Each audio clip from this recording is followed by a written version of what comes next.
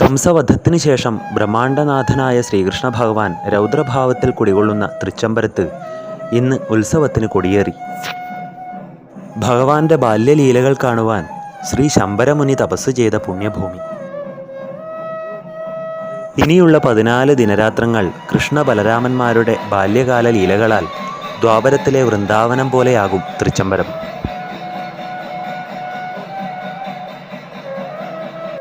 നാസ്തി ഗംഗാസമം തീർത്ഥം ന ദേവഃ കേശവാത് പരം ഗായത്ര്യാസ്ത്വ പരം ജാപ്യം ന ഭൂതം ച ഭവിഷ്യതി.